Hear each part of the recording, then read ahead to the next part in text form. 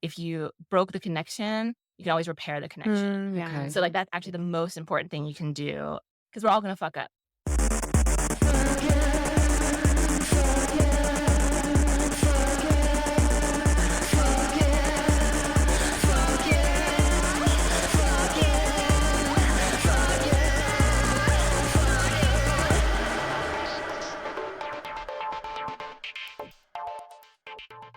Hi, and welcome to Fuck Yeah, the podcast where we say fuck yeah to sex positive parenting. I'm one of your hosts, Robin, and I'm here with the ever bold and beautiful Sarah.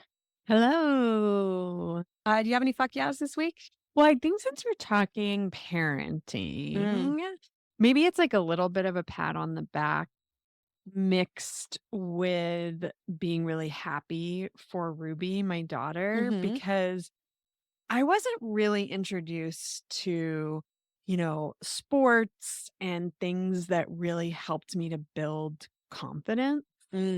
And Ruby she's in gymnastics camp and she's in aquatics camp.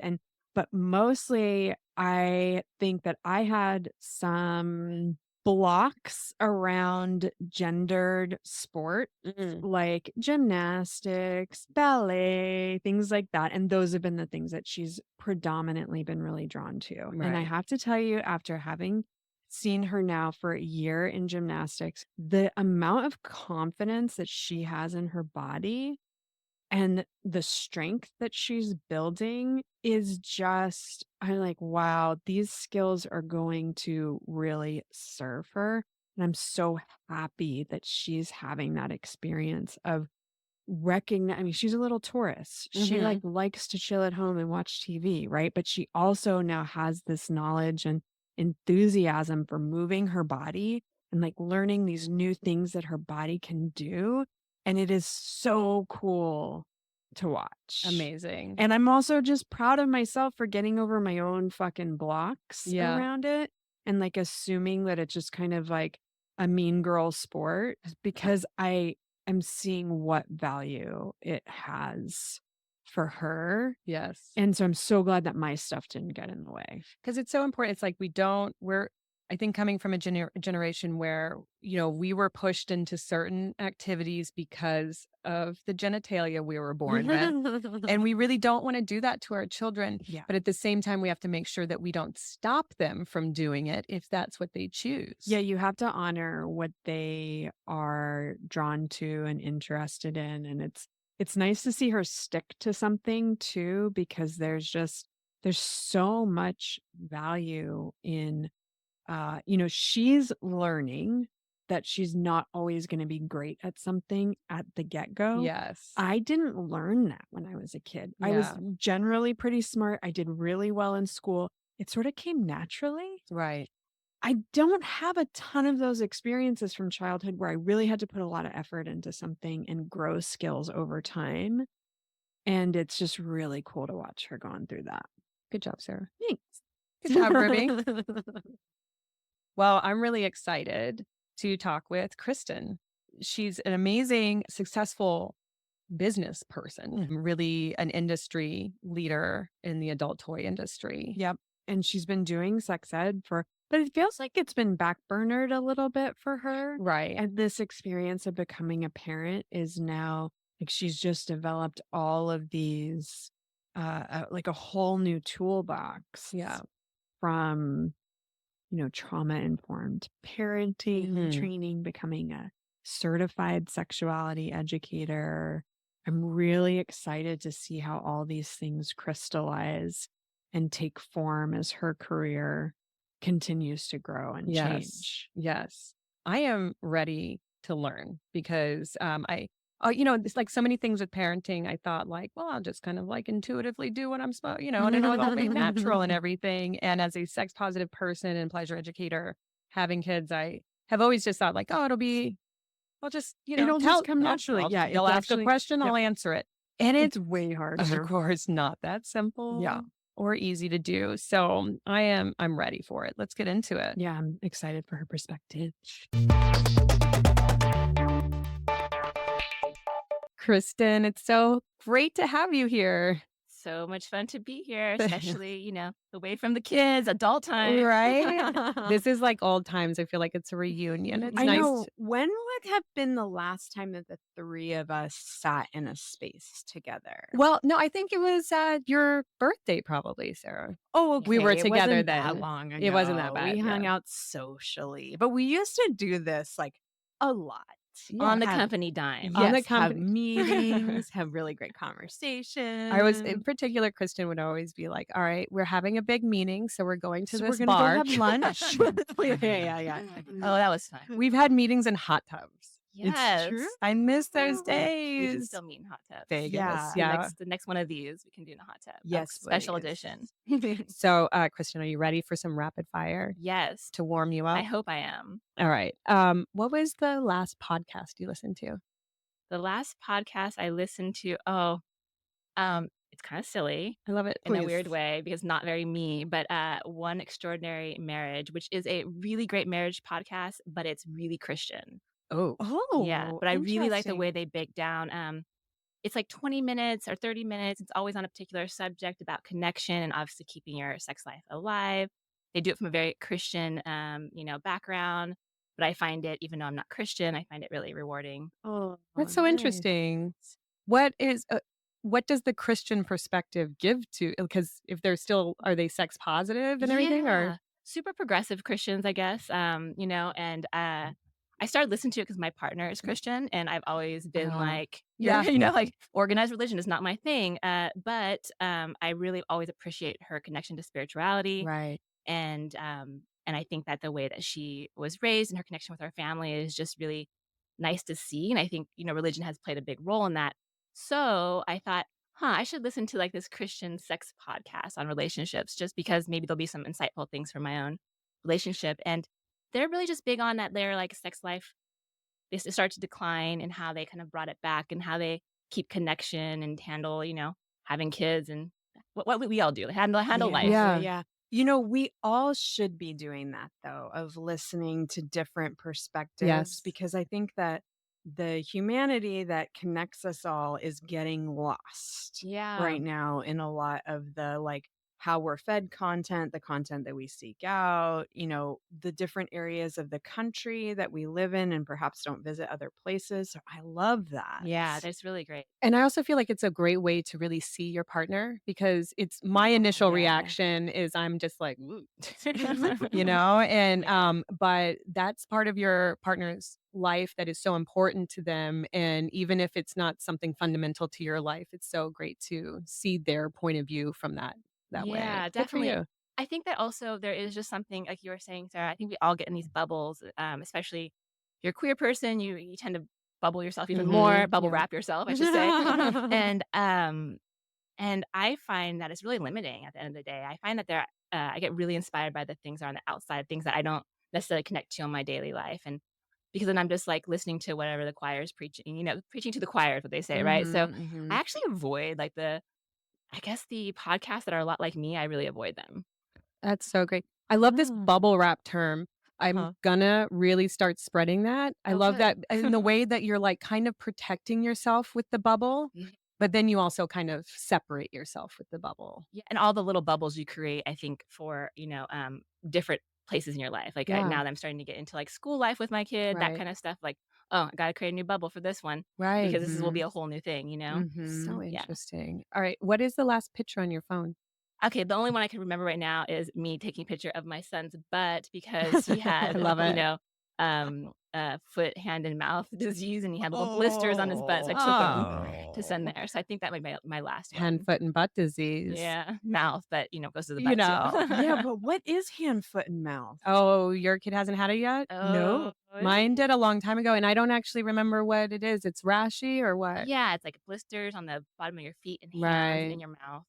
Oh. It kind of presents as like maybe strep throat, but then all of a sudden we saw like That's right. They had Yeah. sores in their mouth. it's highly contagious. So I was like, when I found out what it was the day before, I remember he was laughing. He's home from school and he laughed or something at me and he sprayed my face. I Yes. was like, thinking it was strep throat. Right. The next day when I found out it was this highly contagious disease, I You're like- seriously was just like, Did you get it? no, I didn't Oh, get it. thank But I goodness. also am on a very strict regimen of of like mushrooms and like pretty strong herbal, regimen too. Immunity Yeah, boosting so I think it's tinctures working. and stuff. Not Okay, okay. psilocybin. Yeah, yeah. No, but I I'm need like, that what too. kind of mushrooms are Not for my Yeah. mental health, but for my physical health. Who was your first celebrity crush? Oh, I think my first celebrity crush was Prince.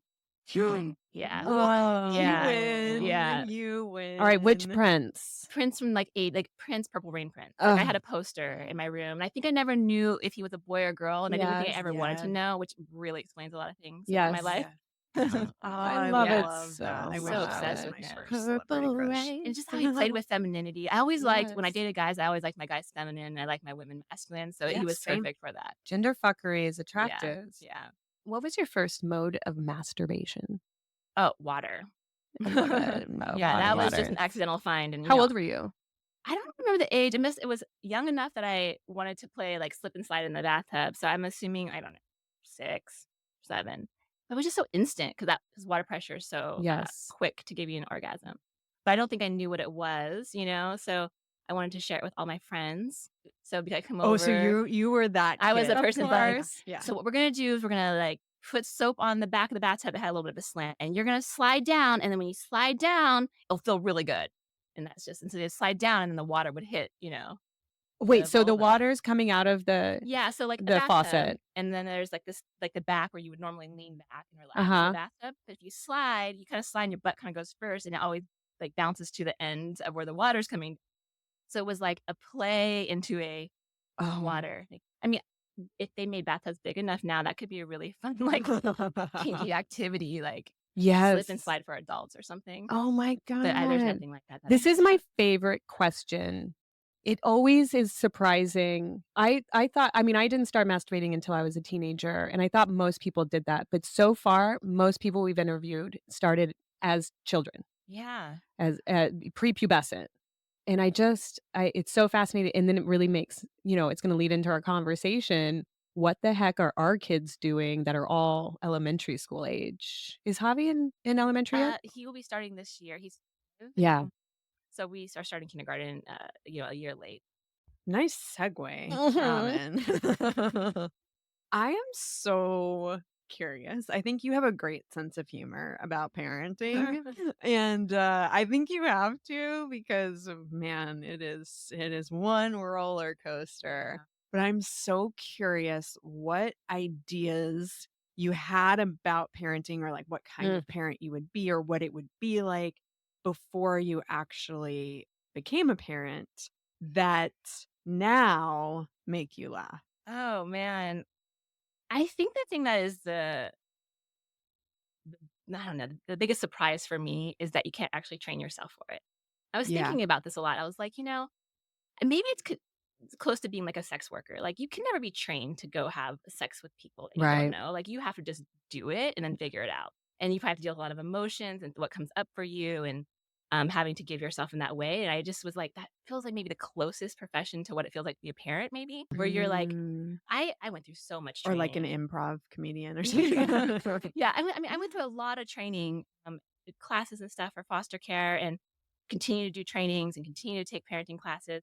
And I realized how, like, I wasn't really equipped, and when I thought I was, and I wasn't. Right.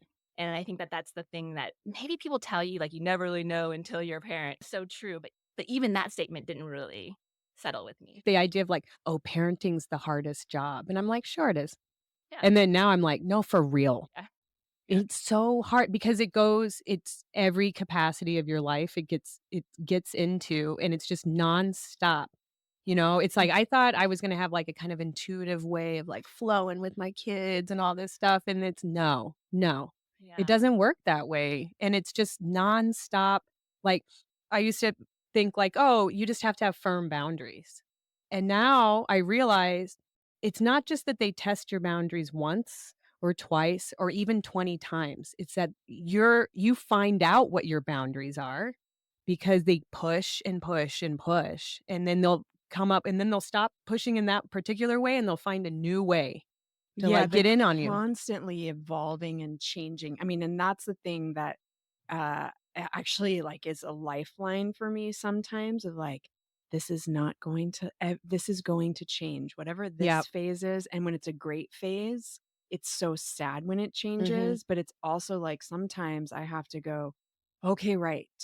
This is a moment Right. in time for her, and it is not going to stay like this. It will change. Yes. We'll grow Yeah. out of it. Yeah. It's amazing But how, I didn't realize that it wasn't going to be more linear. yeah, Yeah. the phases come And suddenly. they go back to something old, and you're like, Yeah. wait, I thought we were done with Yeah, that. yeah, And you're like, yeah. Oh my what? God. Seriously? Yeah. Keep you Um, on your toes. yeah, I think that there's also something around like, for me at least, I had been, again, talking about the little bubble I was in. I was like really in like a queer bubble. Usually only a lot of cis men weren't around me. Like I realized I don't know many cis men in my life, Mm-hmm. which was fine by me, like my dad was fine, I have him, and I'm like, I have a brother-in-law that may or may not want to see very often, but whatever. I had a couple. Yeah. And so I was like kind of on this mega like dude diet. Like I didn't have any dudes I love around me. that. And then now it's like I have a And now child. It's you like have I have a a little dude. I have a little in your dude. You have it. He's in your house. Yeah, and he's gonna get bigger, and there's gonna be even more dude energy, and maybe Yeah. he'll even have dude friends, and I don't even know. But it just felt like, I know that, I just completely believe that the universe brings you what you need, and I was surprised that this is what the universe thought I needed. Surprises me over and over again, and I also think that like I don't want to put him in a box. Like he might evolve into like not being in this like very kind of masculine energy. Maybe he'll evolve into something else. Like he has changed so much in the like 3 years that we've had him. So um, it's hard to say, what will happen. I'm not going to like put him in that, category. But for me now, it does feel a little bit like, um, like sensitive because, there's just not a lot of conversations happening around like what does masculinity look like? What does it look like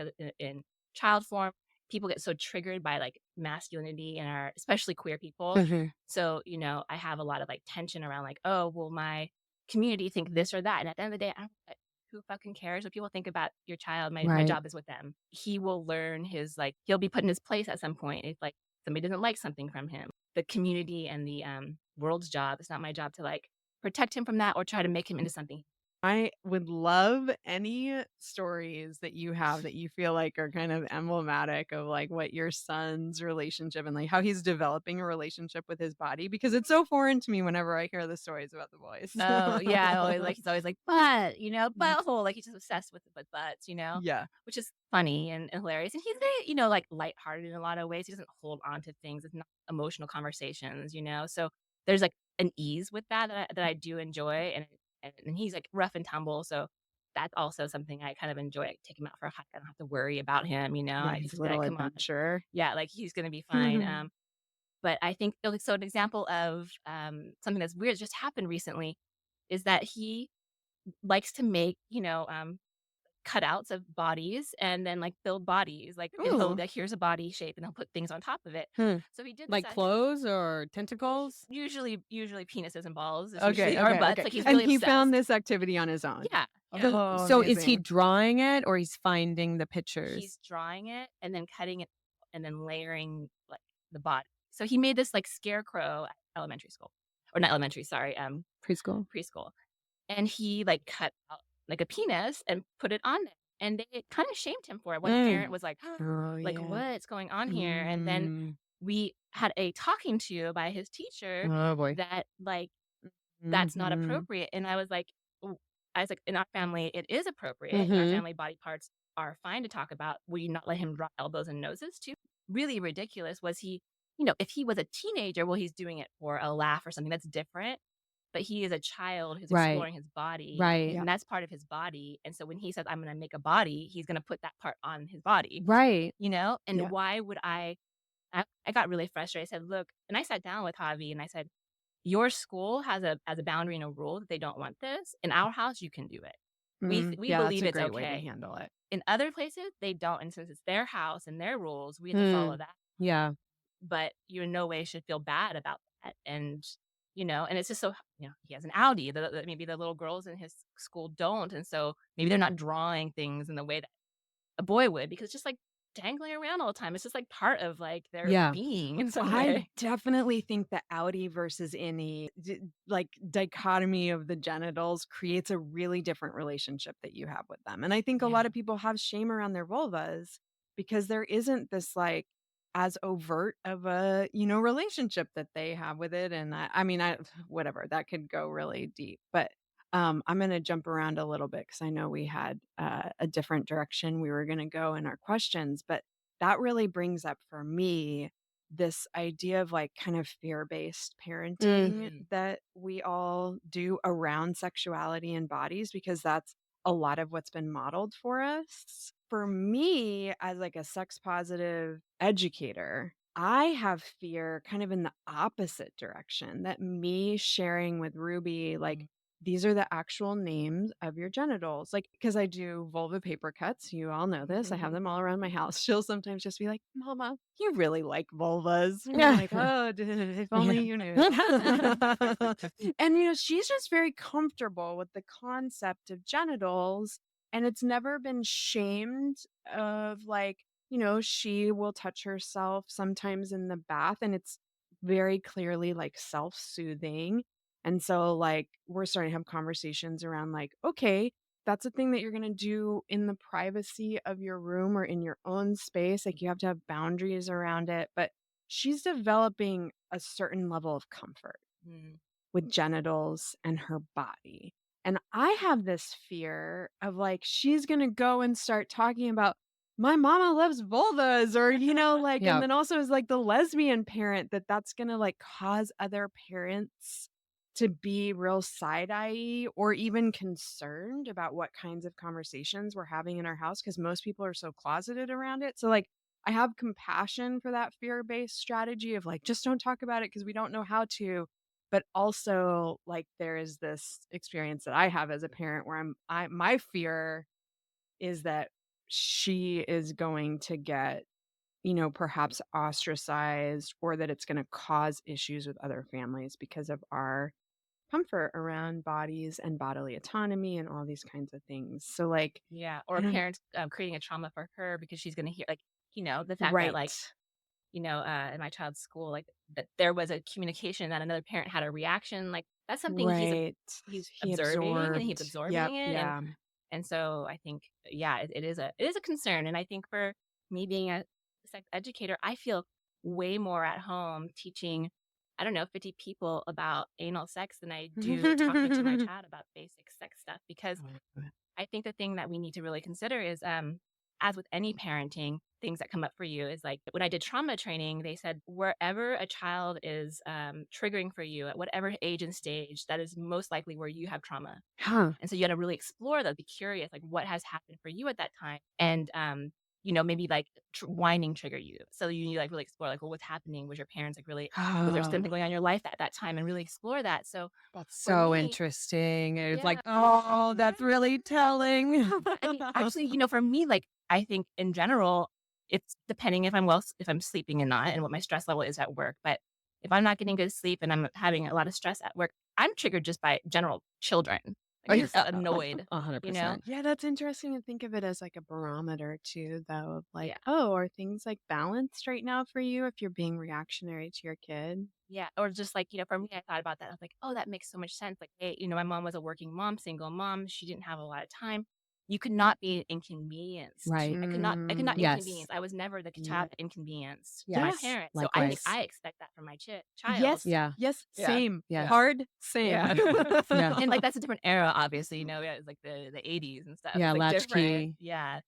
But Huh. I do think that, exploring, things that are triggering to you, the fear, I think the question is, like, how to kinda overcome fear. I don't think you can, and I read something, recently that really stuck with me, which is that, you're constantly wondering, "Oh, I fuck my child up, I'm be a bad Yes. parent, what's an op," and Yeah. they say, It drives a lot. I don't know who said this, but I loved it 'cause it just really, I go back to it. It says, "If you are, like, you are a good parent if you're questioning whether or not you're a good parent. Yeah. If you're not questioning Mm, it and you think you got everything yeah. down, Yeah. then you might because, like, if you just are like, "No, everything's great," and I have seen parents, and I've, like, reflected on this, and know a couple of people in my life who I'm like, "Oh, yeah, you don't try to educate yourself on this. You just complain about the kids and you hate being a parent. You don't, like, care." Not that they don't care about their kids, but They they don't, do, like, but yeah. care in the way they don't question whether they're a good parent. I think that that kind of, like, fear that comes up for us is normal and healthy because it allows us to, when somebody's fearful, the best thing you can do is educate yourself. And so if you're It's like fearful information yeah, that's coming up for you. Like, why is this causing fear? Why don't you feel confident to be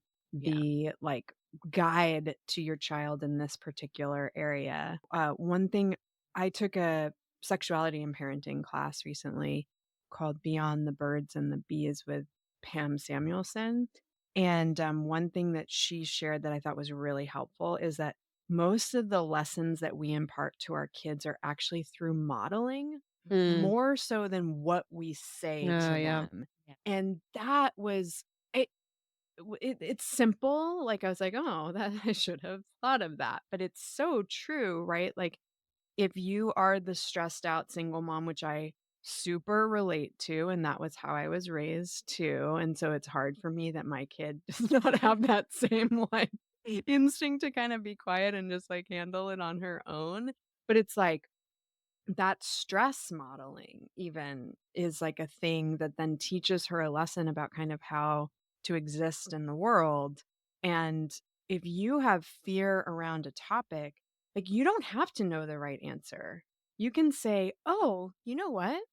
That's a really great question. Let's discover it together." And then you get to be the guide to your kid, gaining the information along with them. And you haven't lost your like stance as their guide, Yeah. you know? And my child has foreskin, so it's also I tell myself, don't let your face make a face," you know? I mean, Yeah. especially when we first, Mm. got him because he was 2.5 and, went from 0 children and very luxurious lifestyle to, like, toddler, and that was Yes. That's much huge. harder than I thought it was going to be. And then there was just the, like, having to educate my partner on who was never really around children. I had been around my nieces and nephews, educating my partner about, like, it's normal if you pull his skin back to clean and he gets Mhm. an erection, this is normal. Mhm. Don't make a reaction because then he's gonna internalize it. Mhm. But of course there is that feeling of, like, I am pulling foreskin, Mhm. this person's body, Yeah, like, it feels weird, but why does Yeah. it feel weird? Does it feel weird when I clean his ears? No. So it's something that, like, I continue to be curious about, like, what was happening for me. I think, again, being raised in the '80s, my mom was looking back for the '80s, sex positive, but I would say by no means in this era sex Right. positive. Right. So there's just the things that, to deal with and to know that, like, yeah, educate yourself on, if something is scary to you, or like, I think my child, we're getting him diagnosed, but has like sensory processing stuff Mhm. going on. And Mm. so that can feel overwhelming and scary. And the best thing that I can do is take a class on it, read a book on it. Oh, I have the tools. I have community who's talking about it. I have, things of that nature. But I do think fear's always going to be there. And it's what you do with the fear is important. It's like, Yeah. don't hide in a corner and like be like, okay, I'm just going to be fearful and I'm going to avoid it because right now we're creating the foundation. If we can't talk to our kids about sex in their bodies, then they're not going to come to us when they're older, when they need something. They'll go to YouTube with Or their worse. friends. They'll Right. do whatever. Right. Yeah, I no, I but you bring up a really great point around this idea of community. And for me that was the parenting during the pandemic felt so isolating. isolating.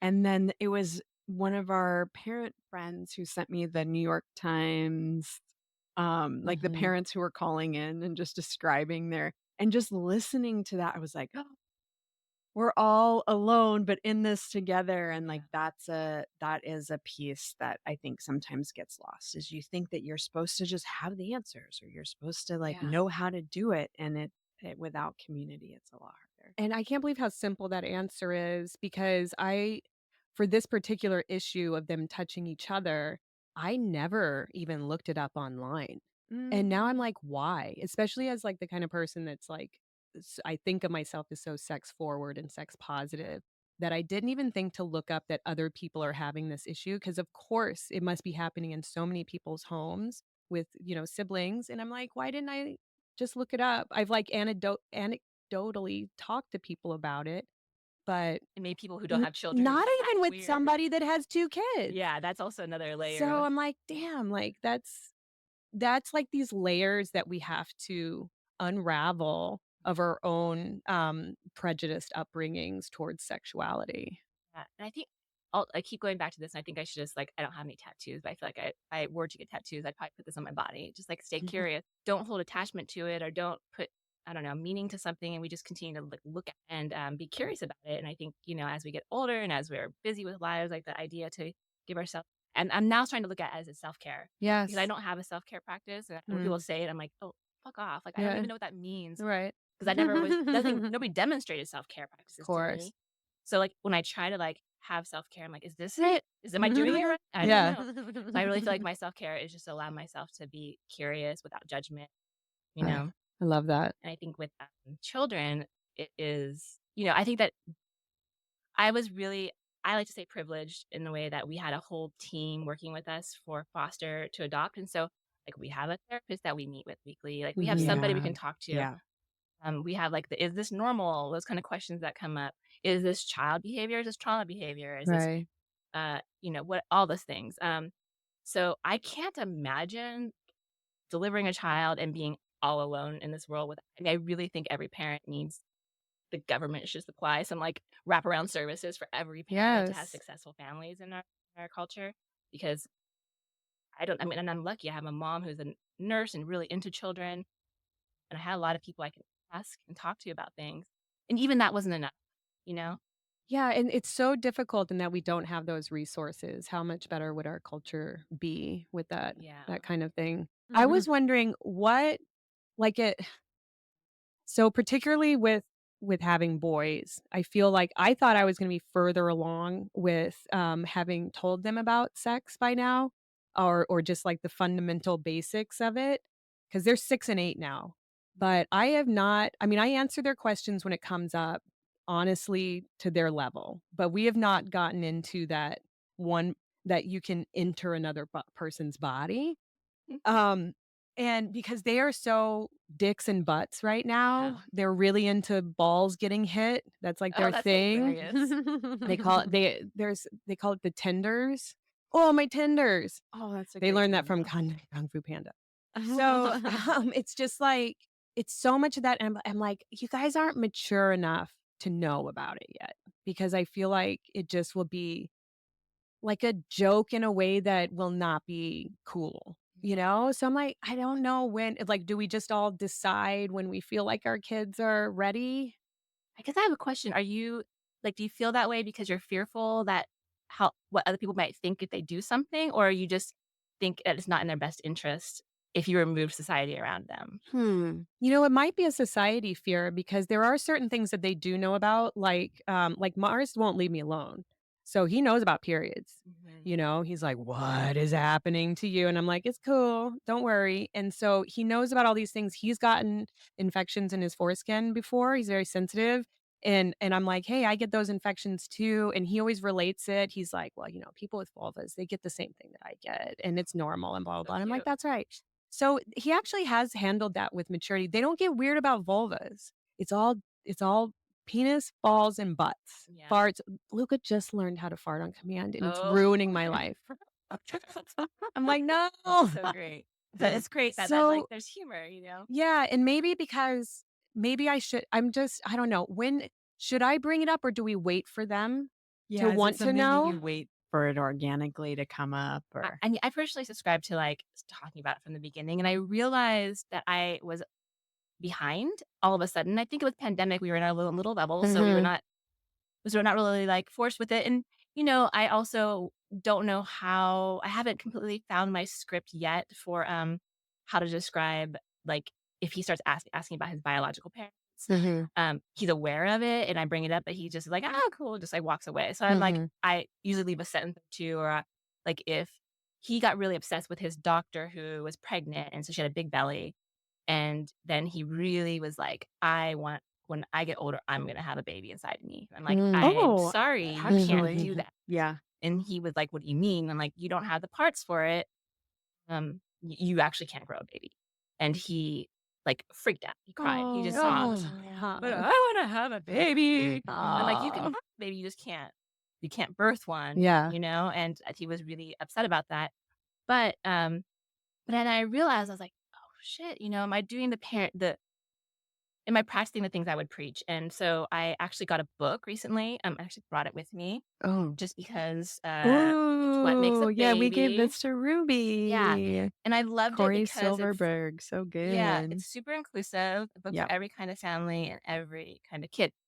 That's actually not true though. Oh. So, it's funny because I just actually bookmarked the page because and I got this book and I read through it and I was like, "Oh, I love the way they're describing what sex is, or not Mhm. sex necessarily, but how do you make a baby Yep. Yeah. without saying like then people get together and a penis goes inside it, like not that. Yeah. But there's a page here that really is hard for me, and we're still figuring Mm. out how to answer it. So the two questions are: who helped bring together the sperm and egg that made you, and who was happy that it was you who grew? And that maybe not his experience, that, like, it wasn't Mm. planned. He has, some trauma in his, life, and these questions weren't really appropriate for our family Wow. in that way because I pretty much have to rewrite the history in some way to make it inclusive for our family. Yeah. And it's funny because I'm like, "Okay, this just shows me that nothing is perfect." I don't mean to interrupt. I was just saying, like, I feel like you should write this author. I feel like Yeah. they would love to know that. Yes, yes, yes. I Maybe a actually revision to the book being yeah, more I Yeah, met of being like, "I Cory, and love I everything think about that this, they would but" be very open to that feedback. Yeah. Yeah. Yeah.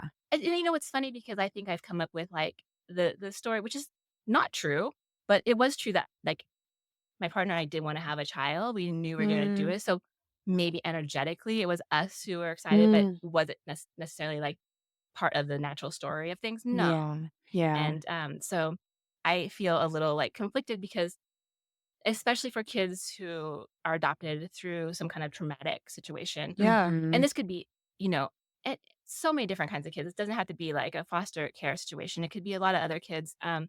Or just think of how many, especially now with what's happening with abortions, think of Yes. how many people are being going to be forced to have a baby. Right. How's that question going to feel to them? Right. You know, Right. because it's not always, and I would say, maybe the majority people are happy, but I think sometimes when people find out they're pregnant, they're not super happy at first. They did not think about it like And that. it's kind of a I love washing in a Yeah. way where it's like mhm. we want all of these children and we love them so much, but we want them to have come out of a love situation.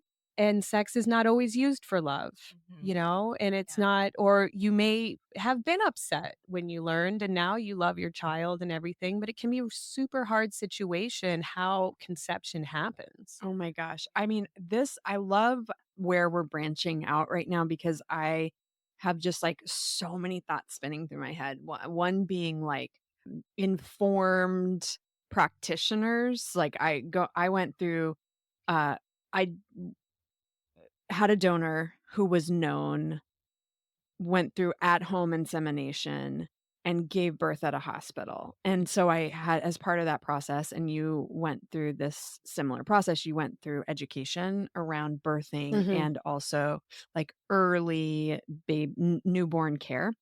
And it was so heteronormative, Mhm. and there was a single mom in the class as well with her mother, and then there was us who were a lesbian couple, and it was kind of outrageous to me, Yeah. like, the way Mhm. that information was shared and how gendered it was in terms of what the participation of both parents was gonna be. It was insulting, and so there's, like, a lot of catch up to Mhm. be doing, I feel like, in terms of information around this.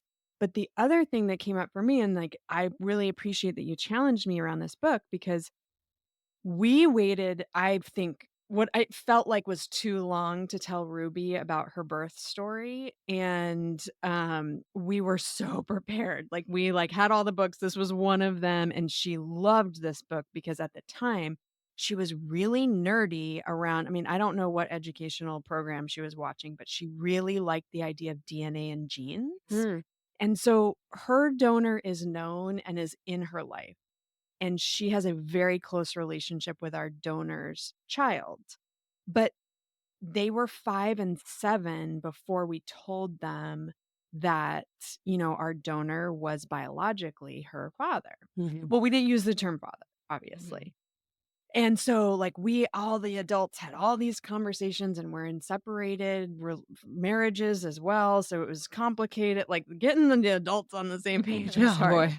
But we were prepared for all of this relationship centered conversation to be happening where she was going to be like, is he my dad? And so we had all these conversations. We had the books ready. And then it was what makes a baby that really resonated with her. And she was like, well, I have one question. How did his sperm get inside your body?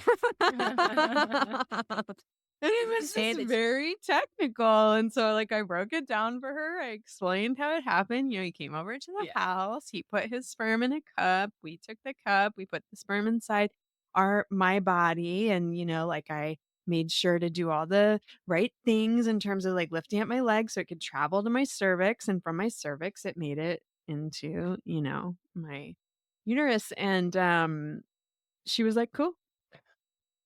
Oh my god. And that was all she wanted to know, but for us, the narrative still worked because we were very much choosing this insemination process. And, like, I guess when I, like, reflect back on my own kind of creation story, I've had a hard time with it too, where I feel like, my mom was very young. Like, I don't really know the level of intentionality that kind of went into the creation of me. And I sometimes am mad about it. Well, maybe that's also going back to like why it may took you so long to introduce this story to Ruby is, Mm-hmm. like you probably have been dealing with your own trauma around that. And I just every time I see things that I'm like, oh, I wish I would have done that a little different. Or I could have seen me doing it, if I would have edited this or done that. Like give myself a lot of like love Yeah. because it's all of our trauma that we're dealing with. And I think that that's why they say, no matter what, everybody's gonna mess up their kid. It's because we're going through I mean, as Because we're parents, and we're human. also just Yeah. going through I think parenting, people say, "Oh, how's it being a parent? Would you do it again?" And I'm like, the self, realization and growth, is so Mm-hmm. intense. Like, Mm-hmm. I don't know if there's any other thing like it in the world that you could Yeah. get to I would never have explored the things that I'm exploring now with what happened in my life. I would've Absolutely. kept it in its own little box, Yeah, yeah, I'm It fine, stored it pushes away. it's pushes you fine, it's hard. cool. Yeah. Yeah, no, I 1000% agree with you that, like, I sometimes I think also just being divorced have a little bit of that, like, shame and self-judgment around, like, I could have maybe done this better. I could have been more prepared. I didn't realize all this stuff that was gonna come up for me, and, like, nobody can actually prepare for this, and the Never. the thing is you just show up for it anyways, and that is the being a quote unquote good. Well, I mean, I'm putting air quotes around it because, like, there is I don't think that concept serves us very well in parenthood, but, like, the thing that presents, you show up for it, you're present for it, and that's what the job is. I'm like reeling from self-realizations in my head right now about my own birth story that I have Mm. experienced. Like part of it was my mom was like, "Oh, your brother seemed lonely. We wanted someone for him to play with. Ah. And that's why we had you." I'd be like, "Great." And in a feminist context, I'm like, "Fuck that. Oh, you're here for this little male to play with because he was Yeah. lonely." So it's Yeah. like that kind of just in relationship to other people. That's why you exist. But then also there was so much about my mom giving birth at home by herself. I mean, there was other people there, no midwife though, no doctor or Wow. anything. And both of I was like 10 pounds, my brother was 12 pounds. That was her first birth at home. That is And just she always talked about it as this like rough. revelatory, wonderful, life-changing Mm. experience and how wonderful and she can't wait for me to go through it. And then my experience was I really was pushing for that natural birth because of that. And it was such a Mm. like I don't even know how to talk to Luke. I haven't talked to him about his birth story because it was the most traumatic experience of my life. And I don't I don't he was like recently, "Mom, what was the worst day of your Oh life?" god. And I was Oh. like, "The day your grandma died. That's the second worst day of my life." Right. And I don't know how to talk to him about how horrible and it harmed him as well. but it was directly affected by the stories that I heard about this heroic woman that can somehow squeeze them out with Oh, and yeah. have it I mean, be she was like, "I wish I could have done it again as soon as it was over." That's what my mom literally told me while I was birthing growing up. pressures are like Yeah. a whole other area to dive into at some point because this idea of like, Wonder Woman Mhm. behavior and that somehow your birth is better if they come out of your fucking Yeah. vaginal canal is I some wish I would have gotten that bullshit. epidural. The planned Yeah. C-section was the birth that I had wanted. It was Mm. amazing. Yeah, my sister felt the same way with all 4 of her kids. She's like, "I don't know why anybody does any other way." And, you It's know, I think amazing. it depends on bodies, Yes. and being Yeah. prepared for anything. And I think it goes back to, can we fully prepare to be a parent? No. Can we prepare? I mean, that's like hilarious when you think about that. Like, we can't control life. We don't know what our bodies are going to do, if there's going to Mm. be a pandemic, if there's going to be whatever. We can't Yeah. control it. All we can do is like, prep certain things, have our scripts, talk to people, have a therapist. Think, preparation to me is about like saving for a rainy day. Sure, we can do that, but we Mhm. never know what kind of rain it's gonna be, so Mhm. why don't we just, like, not have attachment to that? And I think there is so many scripts out there that was right for them, like with your mom having Mhm. you, like, and that was magical. And I don't know how many women are like, "I wanna birth right away again." That's like Mhm. Yeah. I mean, a different I kind of I human, would definitely not trade my birthing story, and I realize now, like, the one thing I wanna call out is that Kristen was my birthing Aw. partner in addition to my ex-wife. It was, like, really magical, and the nurses just kept coming in and being like, "Ah, the lesbians are fine." They're fine, they're fine. Meanwhile, I'm And But no, screaming in the other I think room. I had more trauma rather than Ye probably you did. Yeah. Yes, yes, yeah. No, there were some traumatic moments for sure, but it was also, like, just a really I was so bought into that, like, I wanna give a vaginal natural birth with no meds at all, and I accomplished that, and, I probably would do it different second time around, but I loved going through that experience, and, like, having you there was so amazing, and now I'm also just thinking about, like, I want you to write the book that is Mhm. like what makes a baby, but from this more kind of like energetic and like really expansive perspective of like every birth story is a valid one and it doesn't have to be like a whole family of people who are like catching you with these big open Mhm. arms, Yeah. that there is like a universal love too and like an energetic love that you can tap into even if your birth is not doesn't have you Yeah. know We keep talking about the shadow side on the podcast, and that's like mm. the shadow side of it. That it's important also, and we need to validate the kids that go through that. Yeah, and Mhm. I think we'd be surprised probably if because I think a lot of parents lie, like how I was saying, I kind of Well, I straight up changed the lied. truth. Yeah. Yeah, I lied a little bit too when I got to those questions in the book, and I read the book ahead of time and talked to my partner about it, and we both said, like, how we might explain it, but the question's a little tricky. And so, I mean, was it a lie? It was a stretching of the truth, but how many kids are lied to about their birthing story because everybody wants to have the perfect love affair and you were born from love and all Mhm. that. And I think, obviously there's a lot of books and studies now that talk about how trauma isn't necessarily the event, it's how our body perceives it. So if we're like, if a child went through trauma during delivery and then we don't address it in some way, Mhm. how, Mhm. I mean, there's always room to address it. I don't think you should be like, fuck, no, but like, how do we No, but like for work with real. it, And I think Yeah. that that's something I know I will be on definitely looking for not answers, but like how I will describe it. And I already feel a little bit behind because my child's gonna be like 6, and I'm like, oh, I better get on this, Yeah, but because that radical Mhm, honesty is like, you at least get to own your story mhm, and understand the ways in which we are all shaped by kind of what life throws at us. I mean, you might also believe that in a certain way we might choose these paths and these life mhm, lessons on some kind of,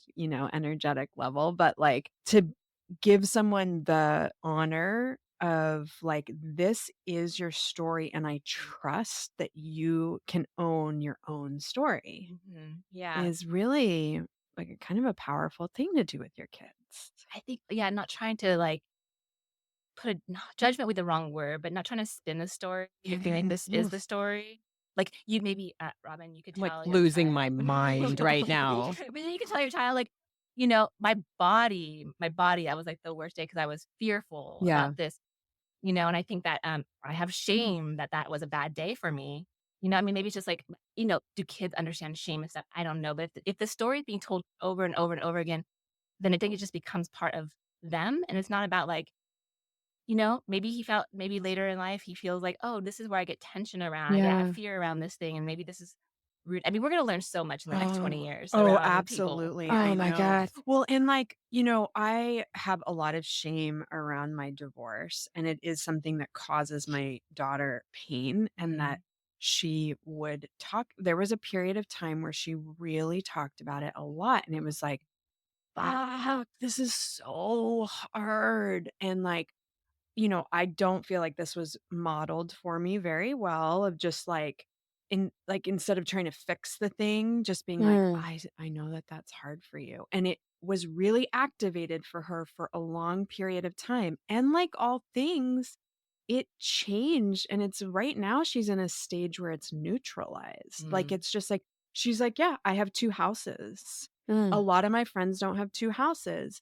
And she comes home now and she says to me like, "You know the thing that's kinda cool about having 2 mm, houses, dot, dot, dot." And I'm like, "Wait, it actually works." Like, I didn't try to fix it. I didn't try to, like, shame fix it, right? mm. And it did eventually just become part of her experience where she's like, "Yeah, I'm seen for this thing, and right now, for whatever reason, it's not a big source of her pain." Great, and Oh, maybe later it will come up and again, it might. Yeah, Yeah. or that's maybe what it'll I be, have like, to as be a prepared for. teenager. Yeah. She'll be Oh, like, oh, yeah. maybe when she You th runs you away from sprinkle home. some hormones Oh on my. Yeah, running away from home and then, like, running away to your other home might be a really nice way to run away. You know what's nice about 2 houses? They're only 2 miles apart, and I Yeah. can run away. Yeah, not be I as am concerned if you run away. I am like, I'm realizing part of why I haven't talked to Luca about it is because I haven't dealt with it, Right. and Of I'm just course. starting to reconcile that in my mind, but I'm going like, "Hol" when I tell the story back to myself of what happened, I'm like, "Holy shit, that was really traumatic." It was And it was very 10 days after that too because he was in NICU. I mm. haven't told him he was in NICU. Oh, yeah, that's really stressful, I met because we have pictures. I mean, I'm sure there's pictures. What do you Well, there's no pictures really of him. I mean, I do have pictures of him in NICU, but there's Mm. not really pictures of him until we brought him home. And I'm just thinking about how, like, that I mean, it's a huge impact on his life, and I wonder what he's experiencing now because he has anxiety and things like that, if it has to do with his birth or it's influenced by his birth and everything. And I'm feeling very inspired to not only work through what my experience and how it's affected me was, but then also what's going on with him and starting to talk with him about it. Like, I think I Mm. need to sit down and have a talk with him, not right away because I got some shit to work out, but Yeah. soon because he's getting up there now. Yeah. He's goddamn years old. Have you, read the book? I have not. I have it and I've, like, peeked through it, but, The Body Keeps the Yes, Score. Yes. yes, Oh yes. god, I talk Robin about and it all I, the Yeah. time. Yeah, it's, basically like, too did book dense for me. club around it, and I have to Mhm. put it down. I It's haven't quite intense. finished it It's yet. intense. It is so intense and enlightening, and I find that people who are like, "This is the best book ever," I'm like, "Oh, you didn't have to raise with trauma." No, I don't like it. That's why I opened it, I was like, "God damn it. I know I need to read this. I It's know I need to brutal. read it." But I Yeah, have taken it's in. really good Yeah, though. and I Yeah. think that for me, it's, like, also reminding myself, I have to read it. I can get the Yes. book, I could open up a page, I could read Yeah. a Yes. sentence or Yes. 2, I can read a blog about the book. I don't have to How go through the permission dense. giving. Yeah. I It's love that. Mhm. Yeah. No, I think dense. that I do that it in is small chunks for sure. Yeah. But it has really helped me realize that that even though it's not a traditional trauma event, that I've had multiple trauma events that I have not reconciled. I've not gone through the trauma process of returning home and feeling the safety, metaphorically, and that it's kept me in this trauma space. And now that I have a little room to breathe with the kids actually going to school, I'm like, "What the hell?" And I'm just starting I started to crumble, and now I'm having to, like, Mhm. "All right, let's do the work because it's not gonna go away," you Yeah, know? I'm super curious. Please share with me if you find I'm actually gonna take a note to, like, something I need to be curious about as well because my child, was exposed to drugs in utero and also, like, for the first week after being birthed was in a, like a temporary foster home Mhm. where they put little, babies while they're figuring out Yeah. what to do. And in those cases, like the like skin to skin contact, all the love that is supposed to be like the most Mhm. important thing. Like, Yeah. what does Yeah. that mean? And I think and I don't know exactly how the birth process went, as there's no document of that. So, but I do want to understand like if there was trauma during the birth process, definitely while I was in utero, there was trauma. And then also the connection thing. What is for like a body keeps a score kind of mentality, what happens when it's like an infant? Like, what Mhm. does that look like? Because I don't think there's obviously a lot of studies on it. I mean, we do know nowadays, I mean, that happened with Ruby. Like, as soon as she came out, it doesn't matter. She's full of blood and gunk and everything else right on the chest. Yep. Mhm. Yep. Before, when my mom had kids, they would take the baby Right. away, they'd Yep. make them all pretty, bring them back in a little Yes. bundle. Yes. So, and what did that do to us? I don't know. I'm sure we all have Yeah. a list of issues. Attachment issues, Yeah. perhaps? But yeah, I'm really curious on as they do studies around this, like how do we find out like what's the appropriate way? Because I mean, as a child, like sure, we could all talk about child trauma if we've gone through it.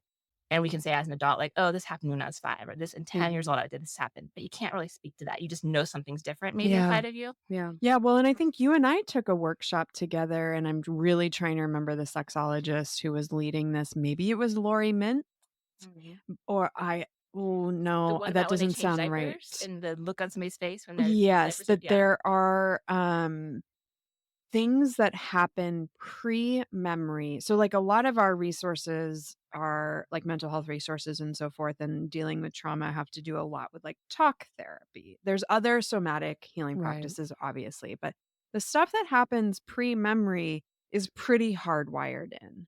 So it's a matter of just kind of like knowing like, okay, this is a part of my hardwiring, and then figuring out kind of from there, like, is there rewiring opportunities? Are there somatic healing? Are there things that, you go on a big run or you get out into nature, whatever the things are for you that help when these things come up, but you can't process that stuff that hits Mm, pre-memory in the same way that you can if you have a memory of the event.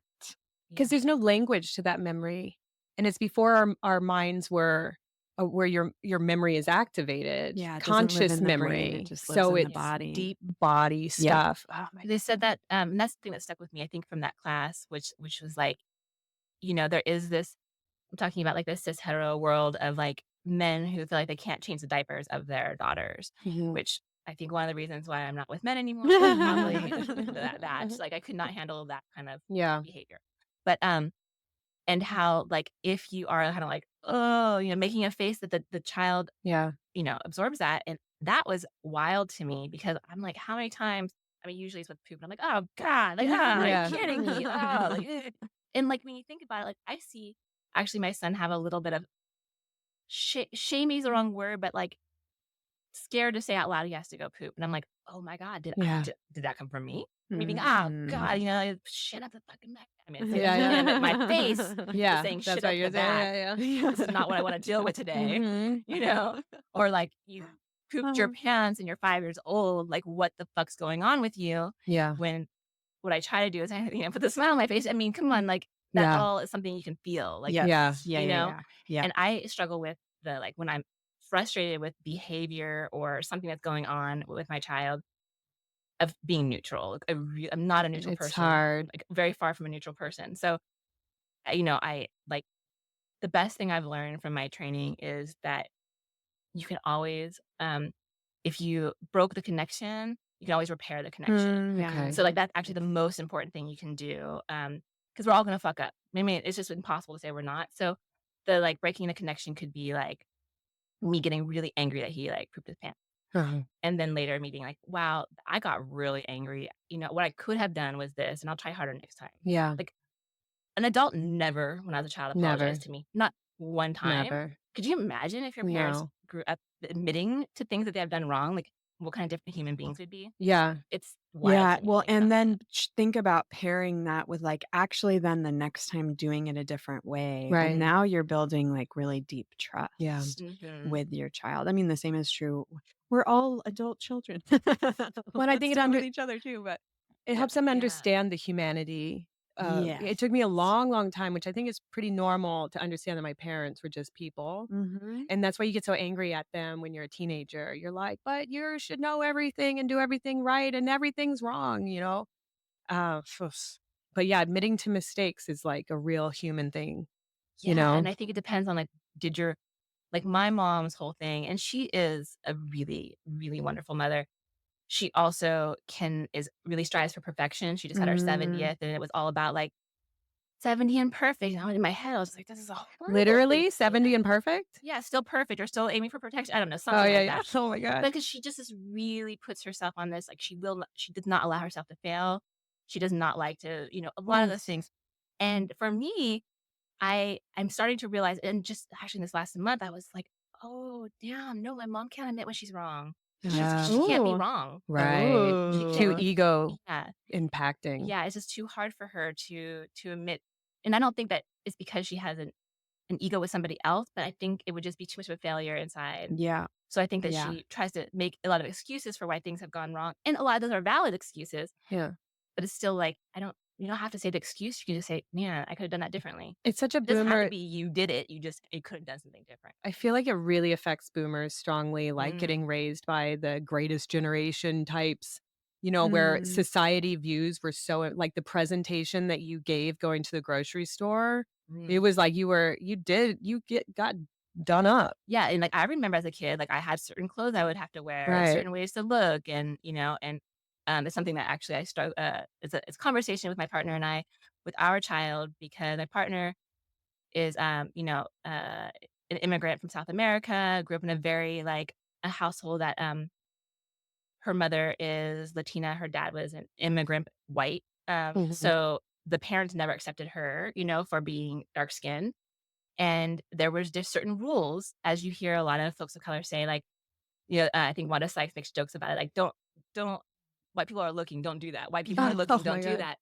And my partner will point out when we go to, playgrounds and stuff, "Look at those white kids. Look at all those white kids. They all look dirty. They don't have their shoes on. Probably have never brushed their hair. Look at that." And she's like, "Look at the brown kids. They're all more presentable," Yeah. like, because that's what we feel. And she gets really worked up, and I'm like, "Just let him go like that. Who Mhm. cares?" She's like, "He has dark skin, like, Mhm. that's something to think about. Like, a disheveled dark-skinned boy is Mm. different than a disheveled white-skinned boy." Yeah. And I'm like, "Yeah, but I don't wanna play into that." She's like, "But Yeah. it's reality." And I'm like, "Shit, where are we at with this?" Oh, yeah. But it's something that's interesting to me, how we, um yeah, just the whole, like, upbringing and having the greatest generation and how do we be perfect, to society, and I keep telling myself as I get myself worked up and I get fear-based around Yeah. parenting, and I'm like, my responsibility is not to society feeling good about the way I Mm. or the feeling good about the way my kid is. My job is to have a relationship with my child and try to raise an awesome human that Yeah. hopefully I wanna hang out with when he gets older. Like, Yeah. the Yeah. kind of person I'm like, "I want you That to would come to be the dinner." dream. Yeah. Yeah, yeah. Let's still wanna hang out with each Yeah. other. I am curious in terms of initiating conversations with our kids, having these like really kind of holistic connections with them. I do think research shows that the conversations that we have at home are so important. So if you're talking to a parent who really is at like step 1 in the Mhm. process, ground zero, whatever. What do you think is the first step someone can take? And whether it's like relating to consent or bodily autonomy or the quote unquote talk about sexuality, like where do people start? I think having a toolbox is super important. So, like, in my toolbox, it is learning to admit when I'm wrong and apologize. It also I would say in my toolbox, I have the being curious and trying not to have judgment around things. But if you arm yourself with those tools in like any conversation and anything you attempt to do as a parent, you use the same tools. And of course, tools develop. I'm sure I don't even know what it's like to have a teen. And actually, I'm starting to get fearful about it because I'm Mhm. like, it's going to be like a hot second. And then I'm going Yeah. to be dealing with, Here comes that Yeah, fear. oh, yeah, what? yeah, Yeah. Yeah. Yeah. And I can't, and I'm like, oh no, now that I know I can't prepare myself to have a child when they're young, I definitely can't prepare for teen. Oh my god. So I freak myself out sometimes, and then I try to read some books on it and whatever. But for me, I and maybe this is just because I don't know. I like to sometimes do the hardest thing first because then everything else feels easy. I would say start with the sex education. Start with the thing that makes you the most Well, uncomfortable because then you can demonstrate those tools that you have for me, being that I apologize, me, I could have said that better. Because if you work yourself out, I think at some point people might get comfortable. If you start the easy stuff, you might be like, get to like mid range hard and you're like, I did it. I did mhm, it. I'm not going to go for the Mhm. hard. Oh, mhm, yeah, yeah, no, people Yeah. think it's, like, one and done, Yeah. right? mhm. Like, Yeah. it's done. It's like, this isn't an ever evolving process and Yeah. It's conversation, a but lifelong yeah, conversation. We're still talking about our sex lives, like, yeah, we don't yeah, get it. yeah. We're exploring it. It's a constant journey. I And mean, if honest you wanna be the resource that your kid goes yeah, to rather than, say, the internet or their other ill-informed friends, then you have to accept that it's going to evolve the conversation. Yeah. I think one other tool too, I mean, I think this kind of falls under being curious, but anytime you get stuck is just to ask them questions mm, because I think that we Yeah. we feel that we have to teach.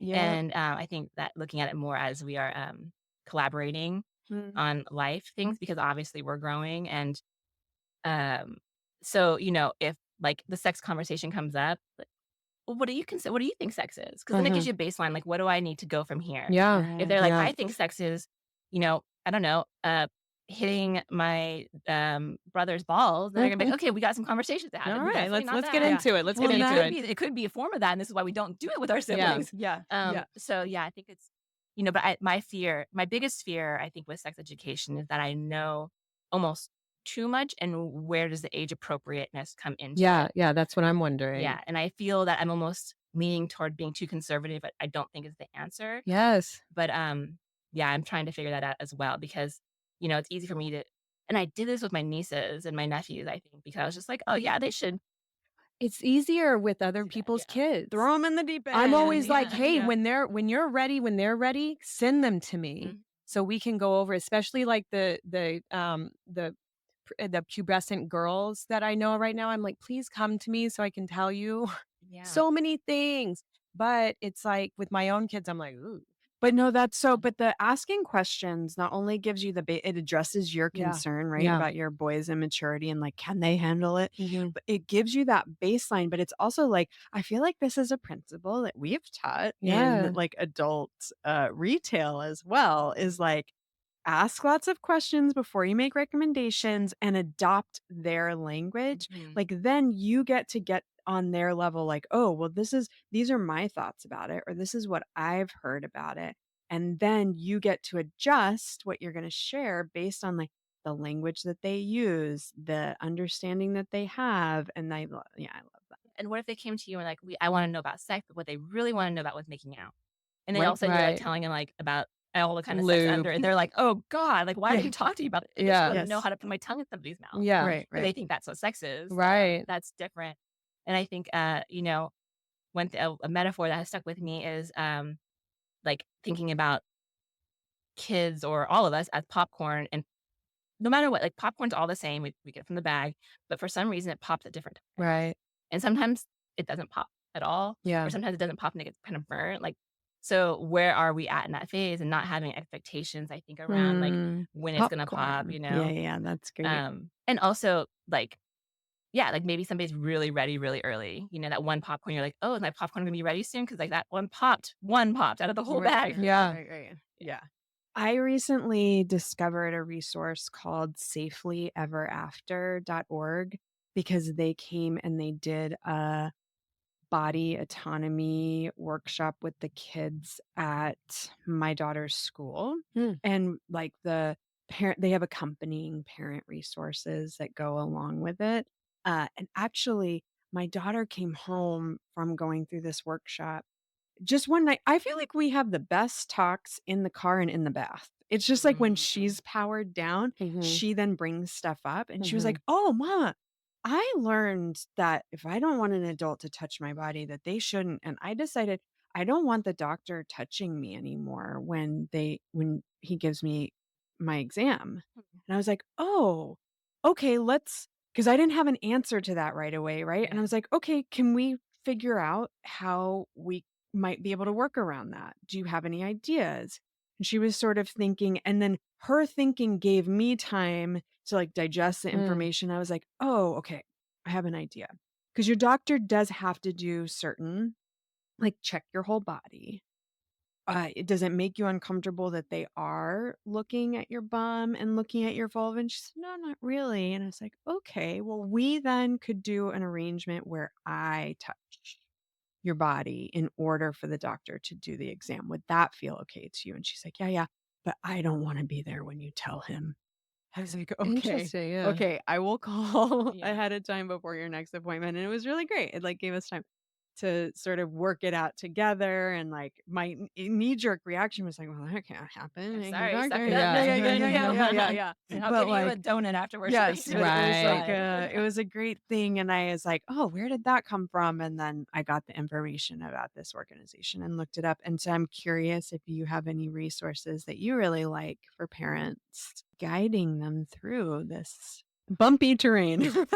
honestly, I have been on a search for what I consider like what will be like the best resource for parenting. And I would like to say I'm probably on the more beginning stages of my journey, and I have not found a lot of things I love, Mm, and which bugs me. yeah. So, So you're gonna make them? so that's why I make them. But no, what I do have and what it could be available is like scripts for how to talk to kids, how to talk to.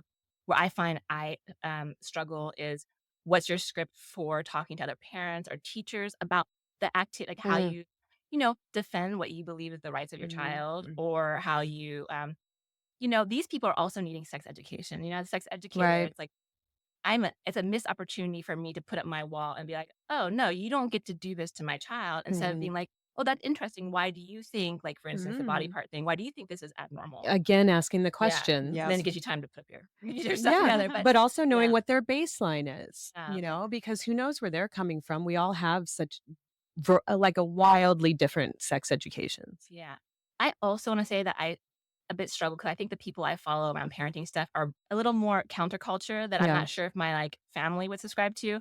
Like for instance, absolutely 100% love Jet Set Jasmine. Oh, yes. I don't know. Love her. Jet She's Setting Jasmine and King Noir are porn performers who mhm, also they have kids and they Mm, do a whole bunch of parenting yeah. workshops. And wow. just being, like, really okay with that. That's their and that's their life is a very, obviously, sexual life is very on public display.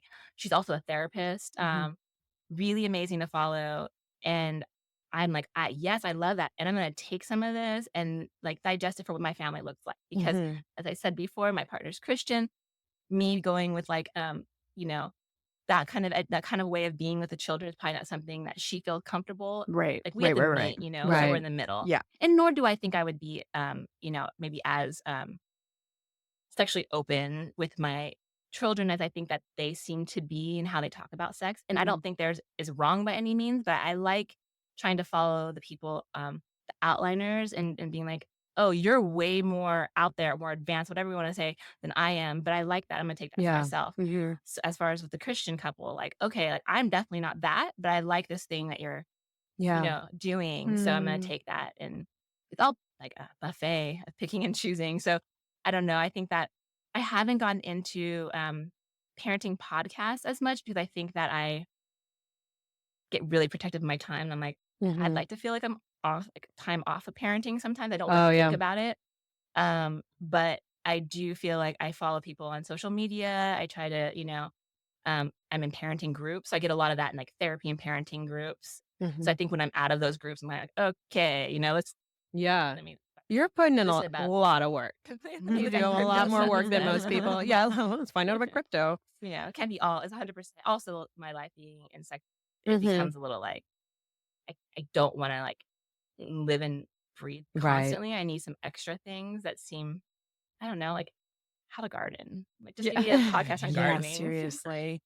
When I think about working with parents, always really want parents to explore their sexuality. So even though this is more about like kids and sexuality, I really Yeah. want to say like there is so much work to be done in our own sex lives, Yeah. and that work will really help your relationship with your child at the end of the day.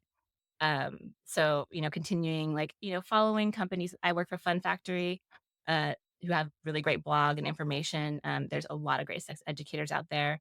Follow people and listen to what I have to say because you're going to have to like understand the information because your child at some point might get there and you might need to Mhm. discuss it. And also for our own nurturing, I mean, so many times as a parent, not sure about you all, but like my sex life comes probably like last in the daily activities of things I need to do. I'm not like often sometimes don't prioritize it in when I consider there's a lot of stress going on. And since Mhm. pandemic, I don't know how much the stress has released, but Mhm. like prioritizing your own personal sexuality is definitely a key component, I think, to having a toolbox. Yeah. Because Agreed. if you're struggling in your personal sex life and then you're meant to talk to your child about that, you're gonna Mhm. come with some baggage around that too. Yeah. Yeah. Or just not even like you were saying, like dealing with your own traumas. Right.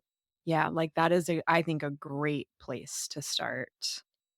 Guys, I swear this is better than therapy. There's been multiple episodes where I feel like a weight is lifted and I feel really inspired and I feel like I have a lot of things to do now that I wasn't on my radar because it was just like kind of pushed because there are so many day-to-day things and you're just Yeah. trying to get them to school and do your homework and like do Yeah. this and take a bath and like all that. And there's some really hardcore fundamental issues that we haven't discussed that I'm feeling really good about bringing up now and Mm. asking some questions, you Yeah. know? I think we talked about consent. I know we're wrapping it up, but I was one thing I did wanna say, that I am just in the process of moving to this like next week. I'm gonna shift my conversation around consent because I've done this for years. No means no. No means no. I'm sure Right. Sarah's heard me a million times. Hobby, no means no. Yeah. Did you get consent? Like, and it just goes, I think, at one ear and out the other. But then I realized I'm not modeling what progressive consent looks like. It's Mm. more like yes means yes. And why am I using the no means no? Oh. So I'm like, fuck, I need to switch this, because Yeah. I realized, especially in like masculine aggressive behavior, that it's harder to stop something after it's happening Yes. than it to start Yeah. from the beginning. Yeah. And Did you so, get a yes? yeah, That's what I Only need to say. yes Did you get means a yes. yes? yeah, Oh my, you're yeah. blowing my So yeah, mind. that's where California has gone. I think this last year to a yes. Yes means yes. Yes. As a Curriculum. baseline Yep. for I think like also like Consent. lawsuits Yeah. and things of that nature. Like consent is this is what consent means in our state. So I was like, I need to change it. And I think, I haven't done it yet, so we'll see how it goes. But if I tell him before it starts, then I think that he might have a different process with it. Hmm. Yeah. So I think you mentioned, Robin, that you're still at a very like beginning stages around this Hmm. with the kids. And I feel like I've been stuck in the same no means no for years. No, I've been doing, I feel like it's been a lot of like bodily autonomy and Yeah. consent Yeah. issues. And we haven't gotten past that for years Yeah. as well. And I need to, that's so wise. Yes means Yeah. yes. I think that Did you they get get a themselves yes? worked up, right? And you're like, yeah, okay, Yes. Oh, I So that's one have thing I a want to. lot to do now, I guys. got I'm a lot to feeling do good too. about it. Thank you so Great. much, Kristen. Thank This Yeah, was you. this wonderful. And was it was so so great. nice to have a conversation again. Like, what a nice flow. And I really felt like great things happened here today. I love Yes, it. thank you. I appreciate it, and I really enjoyed coming here too. It's nice to do this instead of being, emailing about some dildos or something. Stupid old dildos. Who cares? I feel like as many of these conversations have gone, that got deeper into a lot of our personal stuff Yeah. than I was expecting. And I feel like I kept seeing light bulbs go off for you, Robin. Yes. And I want you to have a chance to speak to that.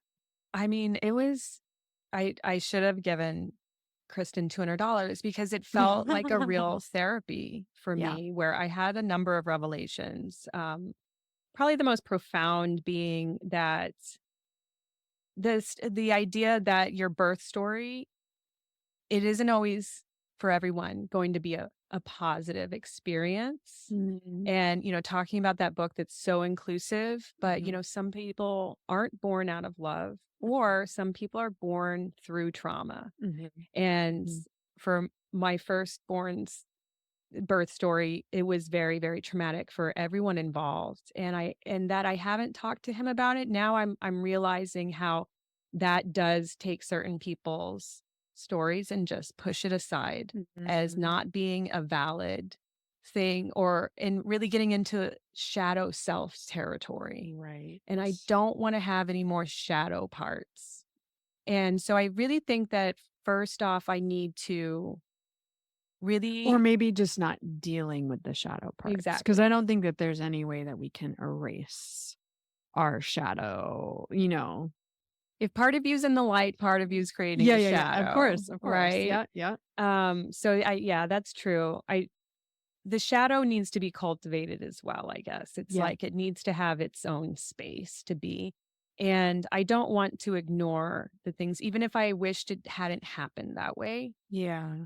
So I think I need to really maybe sit down and define the story from my perspective of what happened, and then be able to relate that to him at some point. And probably work through a little bit of the trauma that you experience as well. I don't know the extent to which you have gone through that, because to hold space for his traumatic experience, you might have to grapple with that was a traumatic experience for your body, your spirit, Yeah. all of that. And maybe that's a way of really approaching it, is like, did you know many years ago, we went through something really brutal? Yeah. You and I Aw. did. We did it. I'm going to cry. I am We too. that happened to both of us. Yeah, and you made it through. Yeah. And here we are. And he's such a wonderful, beautiful being. And I just can't believe he's 8, going on 20. And I Yeah. just, oh, yeah. Yeah. That is a thing that you shared. I And just had another therapeutic. I'm going to give you $200 here. No, but it's like, yeah, it's something that happened to us, and we should talk about it, because I think it does affect him, even though he does not remember it. yeah. And it Yeah. might help him understand, he was recently diagnosed with generalized anxiety disorder. And part of me really thinks like, well, I wonder, had it gone smoothly, if he would have that. It is something that's in our family. But when your first experience coming into the world after feeling complete safety and warmth and Right. darkness Right. is hours and hours and hours of just pain and trauma. And then you don't even get held afterwards. You get rushed off and you're poked with needles and tubes and you're in a little incubator, Yeah. and I then, can imagine too that there might be some people listening who are like, wait a minute, that was my experience Yeah. too. And that's the thing that I think happens sometimes when you hold space for your kids. yeah, Experiences, it does open up this well of like, oh, wait a minute, I was a little person once too. yeah. And this thing was hard. And wow, what would it have been like to have my parent acknowledge that and hold space for, or just even just share the knowledge? I mean, I think it could be really powerful. And also it might be similar to what I experienced with Ruby when we shared, like I had all this meaning around her having a donor that just that wasn't her meaning around. And I was so prepared for the one conversation, and then it wasn't the conversation that we had. And so it might be an evolving conversation That's an important point. I need that to you be, guys have. I need to be open to how he reacts to that, how he takes that information, Yeah. Oh, that's a lot. It's so deep. It's It's deep core stuff. It is a lot. And I think that this is the thing about having kids in your life that I just never understood or was not prepared for, is that it just brings up all of your own You stuff. cannot hide from it. No, it's really it can be a lot. And also there's a lot of growth Yes. that comes from Lots that of growth. too. And I I'm happy that Luca has you. Well, thank you. Yeah. I mean, Mars too, of course. Yeah. He's But just chugging along, Mars really is just your youngest. Is like classic youngest yeah. child. Like, I'm so happy. He's like, I'm the diplomat of the family. Yeah. I am the greeter at the door. yeah. He's like, can I get you anything? Yeah. So Kid. let's go on a lighter note. Yeah, sure. Something that I've noticed and been fascinated by Uh-huh. is how when we ask the question, what was your first mode of masturbation? The Ooh. majority of our our interviewees, whatever they're called, Yeah. have said that it started very early in childhood. And I'm actually wanting to like reanalyze my childhood because I always thought of myself as not masturbating until I was like solid teens.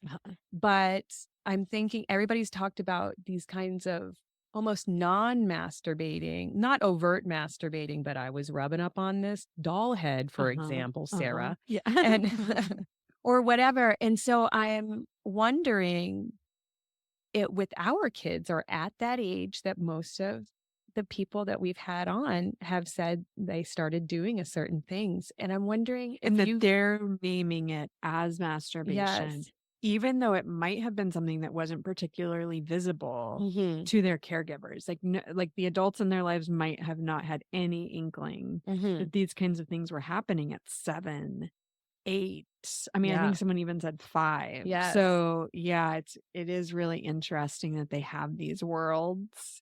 I have a friend who has a daughter, and I think that like she was probably 7 or 8 when she said to her like, "Hey, did you know that it feels really good when you touch?" I don't remember the term that they used for uh-huh. it. I don't. It might have been vulva, but it was like she was sharing it with her mom as if like, "Let me give you this tip." I figured And something I out. just think that that is so sweet and Yes. non-sexual, right?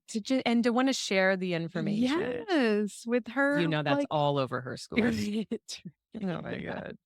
God. I think that we get so afraid of our kids' sexuality as if it's gonna come too soon or it's gonna cause them harm, and, if we can create this space where, like, my gosh, where your kid can come to you and say, "Do you know that this thing feels really good?" Like, Yes. Oh, that's the yeah. sweet spot I right want to there. provide that Yeah, space. And yeah, I wonder why. I think, I guess it gets so wrapped up with pedophilia that kids right. just shouldn't have any sort of sexual expression or interaction with their bodies until they're of age. Yeah. And it's just not how it works. Yeah, yeah, yeah, absolutely. But So I will say one more thing that Mars does okay. that I used to do Mhm. is when the pool filter is going, there's in the shallow end a jet that Oh, shoots the yes. water Oh, back the out. jets. And he will just giggle He and be just like, "Mom, hangs have you out seen there. this?" He'll hang That's out and he great. thinks it's hilarious and super fun. And that I think was probably my very first orgasm was in the pool on one of those things. Like I remember specifically everybody was like doing a pool thing at somebody else's house, a family friend's house. And then everybody moved into the jacuzzi, which was a little ways away from the pool. And they turned on the filter and they're like, "Robin, come in the jacuzzi." And I was like, "I'm good. I'm good." And Like, I'm gonna just hang out on this jet. I was like, "I'm just hanging out in the pool, like at this one spot, and I'm just going to sit here for a while." And I thought at the time, they have no idea what I'm doing. And Uh-huh. now as an Uh-huh. adult, I'm like, "Oh my God." They're Yeah. like, "My child is over there masturbating right Right. now." Oh, kids. Kids. We've done it all. All right. Well, this was enlightening. To say the least. Yeah. I feel like a better, more grown ass person Yeah. having done it. I grew within the podcast, y'all. Oh my gosh. For Mhm. everyone to hear. Mhm. Laying it all out. Well, send us your questions, your fuck yeahs, your hilarious stories about your kids or your, early masturbation stories Mhm. are welcome as well. Anybody got some more therapy to throw my way? I'll Venmo you, not really. But please, I am here for all of the emotional growth I can get. Fuck yeah.